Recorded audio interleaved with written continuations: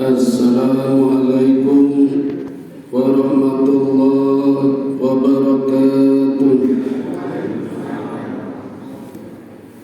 Sayyidatu Sa'adah Zummala'il A'izza Kubailal Bidayah Hayya bina nahmaduhu wa nasta'inuhu subhanahu wa ta'ala hamdan bila ghaya wa madhan bila nihayah. Jamaah Masjid Mubarak yang dimuliakan Allah, terakhir saya menyampaikan tentang Nabi Ismail dan saya anggap tuntas. Setelah berdua bersama bapaknya menyelesaikan membangun kembali rumah Allah atau Baitullah, dan semenjak itulah tempat itu disebut Masjidil Haram yang Allah abadikan di dalam surat ke-17 surat Al-Isra.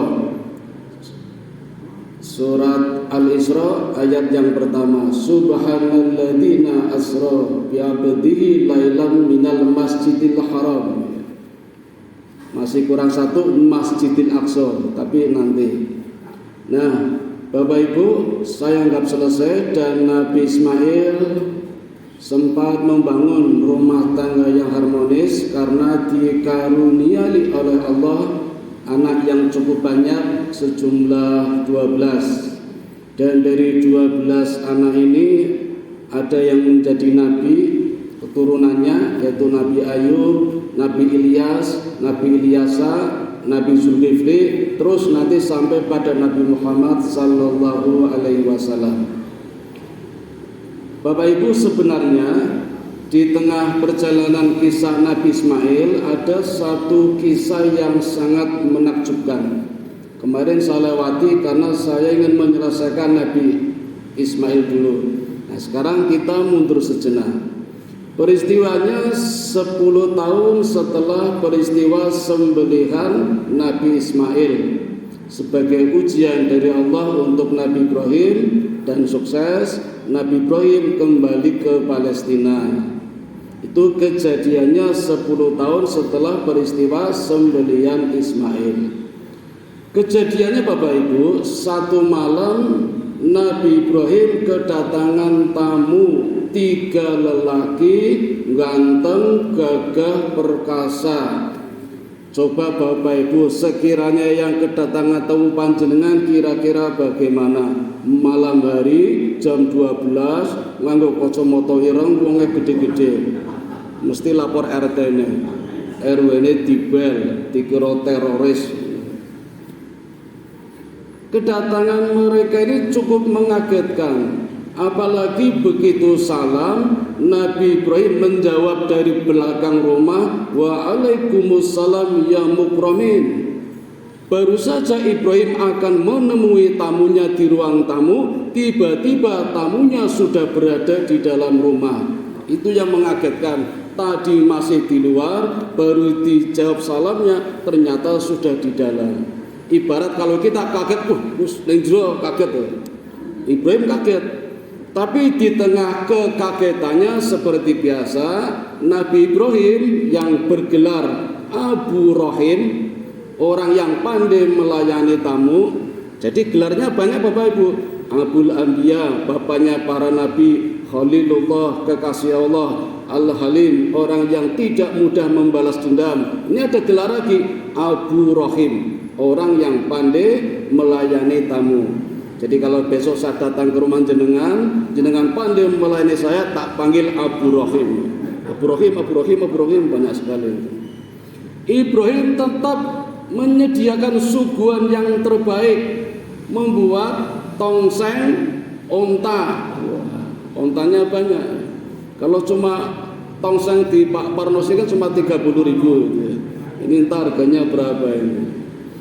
Tetapi lebih mengagetkan lagi ketika disuguhkan, tangan-tangan tamunya tidak menyentuh. Kaget, ada apa ini? Sampai menggigil. Sehingga tamunya mengatakan, La takhaf ya Ibrahim. Jangan takut ya Ibrahim. Ini takut yang berkesangatan. Kalau takut biasa kan lam yakhsha illallah. Jangan takut kecuali hanya kepada Allah. Ini la takhaf. Jadi karena sampai menggigil itu ketakutannya. Kata tamunya ini, kami sesungguhnya adalah utusan Allah. Kami bertiga adalah malaikat Jibril, malaikat Mikail, dan malaikat Israfil. Kedatangan kami akan memberitahukan, menyampaikan dua hal. Satu hal yang kurang baik, satu hal yang baik. Saya akan menyampaikan satu dulu. Hal yang kurang baik itu apa? Kami diperintahkan Allah untuk menghancurkan kaumnya Nabi Lut yang berada di negara Yordania. Kata Ibrahim, jangan dulu, kasihan mereka. Nah, inilah sifat al-halimnya muncul. Padahal mereka sudah berbuat maksiat yang melampaui batas, tapi Ibrahim jangan dulu. Kata malaikat, ini perintah Allah. Iya, perintah Allah saya tahu, tapi pikir-pikir dulu lah, kita beri kesempatan. Ya, kata Ibrahim, saya dibakar Namrud juga diam saja, dibuang oleh orang tua saya di hutan diam saja, tidak pernah melawan. Kasih kesempatan. Kata malaikat, enggak bisa, sudah saatnya. Kata Ibrahim, di sana ada saudara saya, ada keponakan saya, namanya Nabi Lut. Kata malaikat, kami lebih tahu dan pasti Allah akan menyelamatkannya. Inilah dialog Nabi Ibrahim dengan tiga malaikat yang tercatat di dalam Quran surat Hud ayat 61 sampai 74. Kisah kurang baiknya ini, nanti ada kisah baiknya, ada kabar baiknya. Sebentar Bapak Ibu, saya ambilkan dialog seperti ini tapi dari kitab Bible. Di bab Kejadian pasal 25 ayat 38. Ini kisahnya terbalik. Tiga malaikat ini ditambah satu malaikat lagi namanya malaikat Rafail mengatakan kepada Ibrahim, ya Ibrahim, kedatangan kami akan memberitahu kepada Tuhanmu. Berfikirlah Tuhan. Ini sudah mulai salah ini. Masa Tuhan berfikir? Kalau di Yordania umatnya Nabi Lut berkeluh kesah. Keluh kesah kenapa? Karena ulahnya Nabi Lut. Nabi Lut yang selalu melarang kami mengajak menyembah kepada Tuhanmu, sehingga umat kami, kata malaikat ini, umatnya Nabi Lut banyak mengeluh itulah. Sehingga kita tunggu Tuhan itu turun, kemudian mengambil keputusan bagaimana dengan umat ini. Nah, ini kan sangat nista sekali satu kitab suci yang menceritakan kejadian seperti ini. Umatnya keluh kesah karena dakwahnya Nabi Lut. Padahal dakwah Nabi Lut itu mengajak kebenaran kembali kepada jalan yang lurus. Ya. Emang ada apa sih kok harus dihancurkan umatnya Yordania? Bapak Ibu, Allah menuliskan di dalam Al-Quran umatnya Nabi Lut melakukan satu perbuatan yang melampaui batas yang tidak pernah dilakukan oleh umat-umat sebelumnya. Apa perbuatannya? Perbuatan maksiat apa saja kumpul di sini sehingga disebut perbuatan mujrimun dari kata rojim. Kita pernah dengar kalimat itu, a'udzubillahi minasyaitonirrajim. Aku berlindung kepada Allah dari godaan setan yang terkutuk. Jadi perbuatannya perbuatan terkutuk. Perbuatan terkutuk ini perbuatan jelek apa saja kumpul di sini. Kelitih, begal, jambret, penyamun, miras, judi, dolim, jahiliyah, fasik, munafik kumpul jadi satu di sini. Itu disebut mujrimun. Dan ini dilakukan oleh 5 kota. Di Yordania ada 100 kota yang melakukan perbuatan ini, ada 5 kota. Tadinya cuma 2 orang, coba-coba minum rasanya bagaimana, kok enak, lanjutkan. Coba-coba main kok enak, lanjutkan. Terus seperti itu, akhirnya populasinya, komunitasnya sampai 5 kota. Pusatnya di kota Sadum. Bahasa Arabnya Sodom, bahasa Ibraninya Sodom. Nah, nanti akan terkenal menjadi kota Sodomi. Apa yang dilakukan mereka di kota Sodom, Bapak Ibu? Kota Sodom itu letaknya di sentral perdagangan. Jadi kalau kita gambarkan seperti di Malioboro, dari titik 0 sampai Tugu, nanti di tengah-tengahnya belok ngulon, ada Pakistan, Pasar Kidul stasiun, ada gapuranya.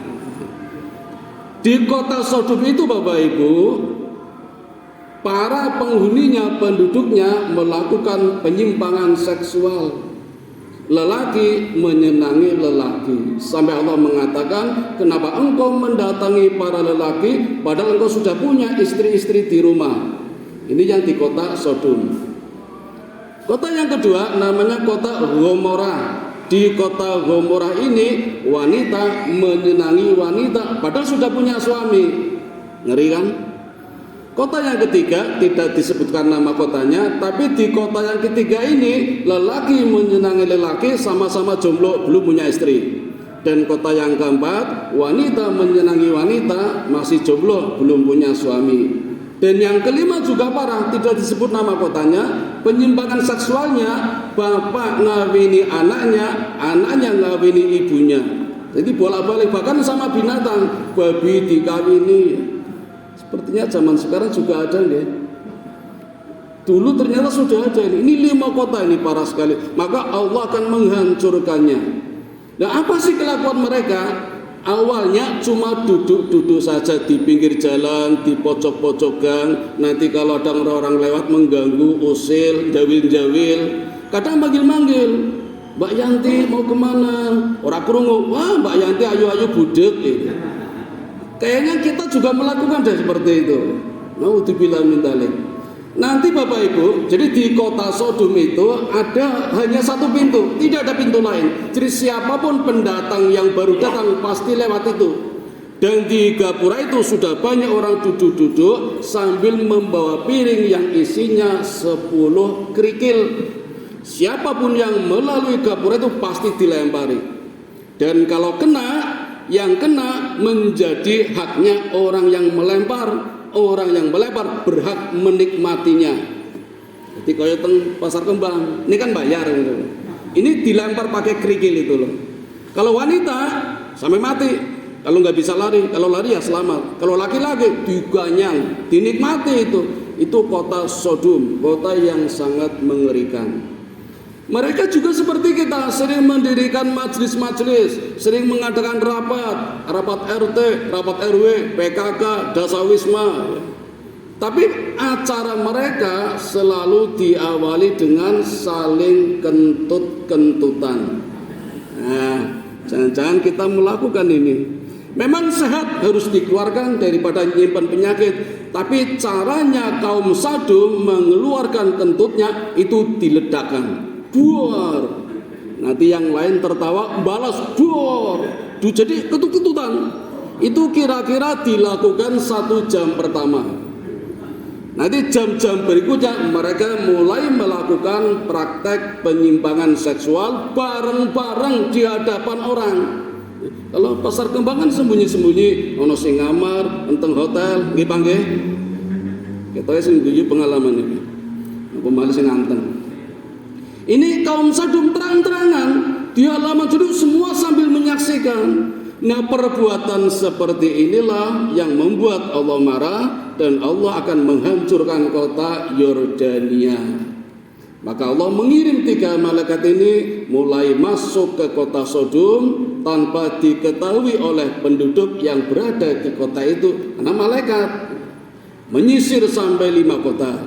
Kemudian mengatakan kepada Allah, ya Allah, dari 5 kota yang aku kelilingi tidak satu pun yang beragama Islam kecuali keluarganya Nabi Lut. Saya ulangi, di sini malaikat menggunakan kata Islam. Tidak aku jumpai satu penduduk pun yang beragama Islam, bukan beriman ya, beragama Islam kecuali keluarga Nabi Lut. Karena ternyata keluarga Nabi Lut semua beragama Islam, tapi ada satu yang tidak beriman. Siapa Bapak Ibu? Istrinya. Istrinya tidak taat kepada Nabi Lut, bahkan mengkhianatinya. Apa pengkhianatan yang dilakukan oleh istrinya? Ketika malaikat menampakkan wujudnya sebagai seorang laki-laki, hendak berkunjung ke rumahnya Nabi Lut, sempat bertemu dengan anaknya Nabi Lut, dua-duanya putri. Yang pertama bernama Rita, yang kedua bernama Dakwara. Ibunya lihat, anak saya sedang dengan 3 cowok ganteng-ganteng. Langsung lapor, menyebarkan berita. Kayak Mbak Yuli itu ya, Mbak Yulinya ibunya Bagas itu loh. Cerita kemana-mana. Woi, nanti ada tamu di rumahku, 3 orang laki-laki yang ganteng-ganteng. Mari ke rumahku, kita ganyang sama-sama, kita nikmati sama-sama. Maka beritanya menyebar itu. Ketika Nabi Lut pulang ke rumah, kemudian disusul oleh 3 malaikat yang menyerupai manusia dan anak-anaknya, Nabi Lut merasa ketakutan. Bukan takut kepada malaikatnya, tapi takut kalau malaikatnya diganyang oleh umatnya. Karena ganteng-ganteng ini, ganteng-ganteng. Jadi Bapak Ibu, malaikat kalau berubah jadi manusia mesti ganteng, nggak ada yang letak gitu loh. Jadi nggak usah takut ya ganteng-ganteng. Takut kalau diganyang tamunya, maka begitu tamunya masuk, pintunya ditutup rapat-rapat. Nah, dari luar rumah sudah banyak orang bergegas, berjalan terengah-engah dengan syahwat yang membara, mengunjungi rumahnya Nabi Lut sambil berteriak-teriak, "Ya Lut, enak saja kamu nikmati sendiri tamumu, bagi-bagi dong, aku juga ingin merasakannya." Teriak-teriak orang ini. Takut sekali Nabi Lut. Tapi kata malaikat, "Tenang saja Lut, kami adalah malaikat." Begitu pintu digedor-gedor sampai jebol dan beberapa tamu masuk ke rumah Nabi Lut, malaikat menunjukkan aksinya.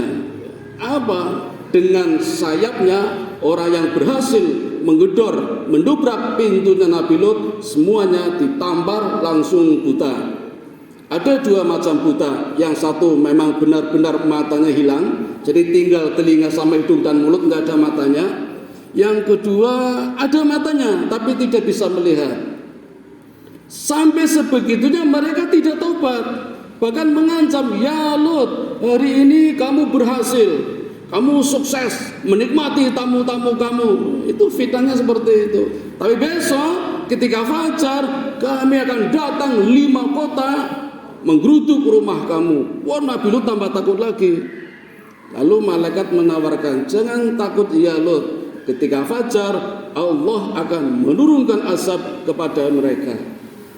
Kata Lut, "Kenapa tidak sekarang saja?"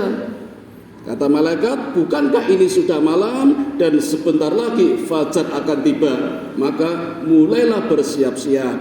Berkemas Nabi Lut dengan 2 anak putrinya. Istrinya diajak tidak mau. Kata istrinya, "Aku lebih suka dengan penduduk kampung." Ya sudah, ditinggalkan. Lut dengan putrinya mulai keluar lewat pintu belakang. Nah, ketika fajar tiba, Allah memenuhi janjinya akan memusnahkan seluruh penduduk di Yordania yang berbuat maksiat, menjadi praktisi penyimpangan seksual. Apa azabnya Bapak Ibu? Azabnya sangat luar biasa sekali. Kalau saya gambarkan sekedar memudahkan saja, gambarannya begini. Jadi malaikat Jibril yang memiliki 600 sayap, cukup dengan 2 sayap kanan kiri, ini mencukil 5 kota, dicukil ini. Jadi gambaran saya seperti baki yang di atasnya ada 5 mangkok. Ada baksonya, ada bakminya, mihunnya, indil-indilnya itu. Diangkat, dicukil oleh malaikat, diterbangkan sampai ketinggian langit pertama. Sampai di langit pertama, dibalik bakinya. Kira-kira apa yang terjadi Bapak Ibu? Tiba kabeh toh, mangkoi tiba, baksone tiba dalam ketinggian langit pertama. Ini manusia bersatuan semua. Ketika jatuh di bumi, mati mboten? Mboten, mati pena rampung. Tidak sengaja tidak dimatikan Allah biar merasakan sakitnya. Begitu jatuh di bumi, Allah menghujani dengan batu-batu panas membara yang diambilkan dari neraka. Dan batunya ini ada namanya: Paijo, Ponira, Salama, Kunira, Lausa, Jai'ai. Jadi mengincar batu itu, kemana orang lari pasti kena. Jadi kayak rudal, peluru kendali, kayak torpedo, kalau udah ngunci ya kena. Termasuk orang-orang yang hari itu sedang bepergian keluar kota, tidak di 5 kota ini, ya tetap pernah doyak itu batu itu. Luar biasa kejadiannya itu. Ini sangat menakjubkan. Dan azab yang seperti ini di dalam Quran disebut azabun mahjubun, azab yang tertutup. Maksudnya azab yang hidayah tidak bisa membuka lagi, hidayah tidak akan datang lagi. Jadi azab yang beruntun, azab yang bertubi-tubi, yang tidak pernah akan selesai sampai hari kiamat. Sampai hari ini pun mereka masih merasakan azabnya. Rasulullah Sallallahu Alaihi Wasallam sendiri pernah bercerita di dalam satu peperangan ketika beristirahat, Nabi sempat berkunjung di tempat itu, tempat umatnya Nabi Lut dihancurkan. Nabi pas istirahat mendengar suara jeritan-jeritan. Ternyata umatnya Nabi Lut yang sedang disiksa karena melakukan perbuatan mujrimun. Nah, tempat itu Bapak Ibu sekarang dikenal dengan nama Al-Bahrun Al-Mayitun Al-An, Laut Mati. Pernah dengar nggih? Tempat yang terendah di dunia. Memang Allah tempatkan serendah-rendahnya itu.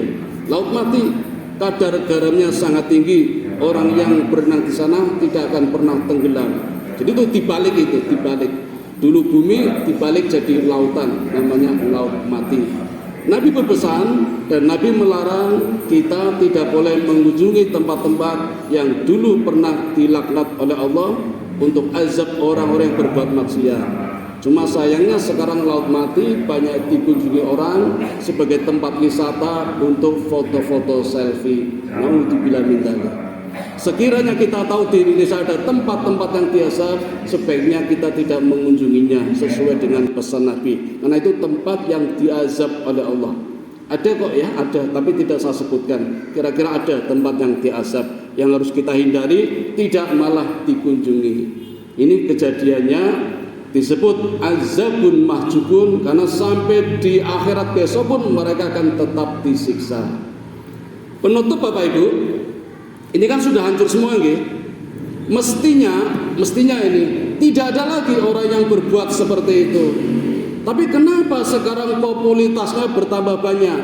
Sekarang yang melakukan praktisi penyimpangan seksual di dunia ini komunitasnya sudah sampai 175 juta dari 17 negara.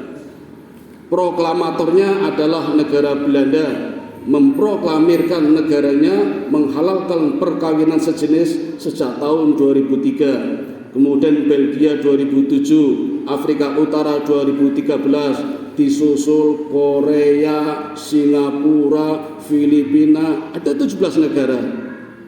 Indonesia ada enggak ya? Mudah-mudahan tidak ada nggih. Tapi kalau lihat fakta-faktanya sepertinya ada ini. Di Banjarnegara ditemukan satu kampung yang dulu pernah kejatuhan gunung, itu fosil-fosilnya ditemukan sedang melakukan hubungan seksual. Yang belum lama di Sulawesi Tengah, Palu, terjadi musibah likuifasi.